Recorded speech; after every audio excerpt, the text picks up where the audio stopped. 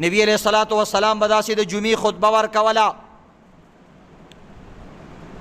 نو نبی علیہ الصلوۃ والسلام دپاره منبر نو جوړ شوی هغه وخت کې.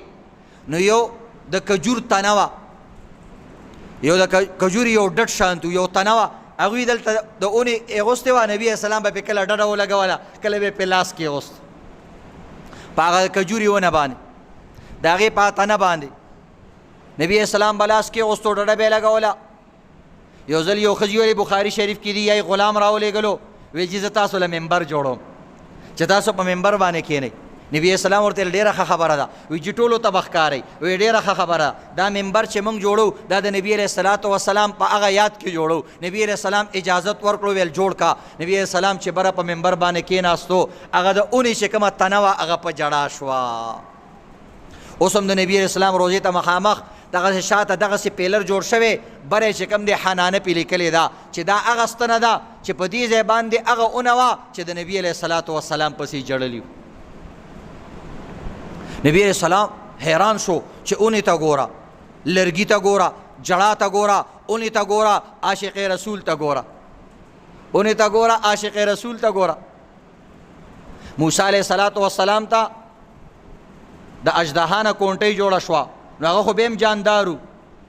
راشئ دا وګورئ، یو بېجان څیز دی او د هغې نه عاشق رسول جوړ شو. او نبي علیہ السلام پسې جاړي، له انین کانین السکلا، وی داسې جړل لکه بوره ښځه چې جاړي. یو ښځې ټول بچي او ټول خاندان هغه ټول تباه وبا شوی، غرق شوی، هغه چې څومره په جړه او په کړیکو باندې جاړي، وایي دې ونې دقه شان جړل او خواوشا چې څومره صحابه کرام موجود هغه ټولو هغه جړه واورېدله. ونې جړلې دي نبي علیه الصلوۃ والسلام. بې باز سیرت کتابونو کې لیکلي چې نبي علیه السلام راکوز شو د منبر نه او هغه اونې له داسې غاړه ورکړه، غاړه یې وله ورکړه او دلاسې وله ورکړه. بعض د سیرت کتابونو لیکلی دي چې نبی علیه السلام هغه ونې ته وویل د الله د طرف نه وحي به شوې وه، الله د طرف نه به وحي شوې وه. نبی علیه السلام هغه ونې ته وایي چې تا دپاره دوه آپشن دي، دوه اختیارات دي چې ته په دنیا کې دا غواړې الله رب العزت به دلته نه به تا موږ لرې کړو، ته به سرسبز و شاداب ونه شي، کالو سر بسته میوه کې ستا دا خوښه ده که نه ته د قیامت په ورځ په جنت کې ما سره چې کوم دی هلته اوسېدل غواړې. وایي هغه ونې ویل چې نه ما ته د دنیا زندګي نه ده پکار، ما ته د آخرت زندګي پکار ده، زه په آخرت کې او په جنت کې چې کوم دی شنه اونه جوړېدل غواړم. ولې ځکه جنت کې به نبي علیه الصلوۃ والسلام وي، د دنیا نه خو یې پرده وکړله لاړو، په جنت کې به سید الورا وي، نبي علیه الصلوۃ والسلام وي. بعض د سیرت کتابونو لیکلي چې بیا نبي علیه الصلوۃ والسلام وفرمایل چې دا ځای وکنئ او په دې ځای کې دا اونه ښخه کئ. هغه اونې هلته باقاعده قبر جوړ شو او هلته چې کوم دی اونه هلته ښخه کړه. محدثینو لیکلی دي چې دا یې ولې ښخه کړه؟ وایي اصل کې دې کې د زندګانو د انسانانو صفت پیدا شو. یو دا چې هغې خبرې وکړلې، دویم دا چې هغې جړه وکړه او بیا د هغې نه پس خاموش وه. نو دا داسې دی لکه یو انسان چې وفات شي او شهید شي، نو هغې کې د زندګانو خلکو صفتونه پیدا شو. یا الله ته پته ده نبي علیه الصلوۃ والسلام باندې به وحي شوې وه چې دې له دا عزت او کرامت ورکوي او دا به د قیامت په ورځ باندې انسانانو سره راپاسېږي او جنت ته به روانه وي.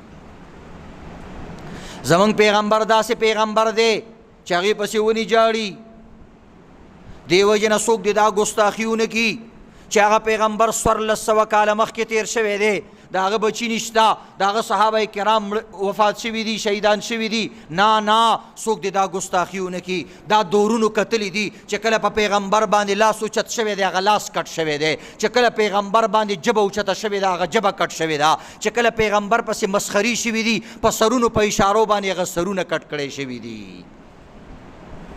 او دا ولې؟ ځکه دا زمونږ د ایمان حصه ده، دا زمونږ د ایمان حصه ده. هغه وخت موږ پیغمبر پیژنو او زمونږ په وخت کې د پیغمبر آواز کیږي چې کم مور نه موږ پیدا یي هغه مور هم موږ نه پیژنو. چې کله ماشوم پیدا شي د ټول نه اول ورته په غوږ کې ووایه اشهد ان محمد رسول الله، اشهد ان لا اله الا الله، الله یو دی شریک یې نشته او پیغمبر چې کم دی داسې پیغمبر په دنیا کې بل نشته. من هغه وخت چې خپل پلار هم نه پیژنو، خپله مور هم نه پیژنو، زمونږ په سینه کې د محمد رسول الله نوم پروت وي. دا داسې پیغمبر دی چې د ټول نه اول مسلمان ته اوبه نه ورکولی کېږي او دغه نه خوراک نه ورکولی کېږي چې ماشوم پیدا شي د ټولو نه اول ورته د الله نوم او د رسول الله نوم په ګوټۍ کې ورسکولی کېږي. په بهرحال عزتمندو چې نبي علیه السلام سره چا عشقي هغوی سرونه ورکړي پیغمبر به.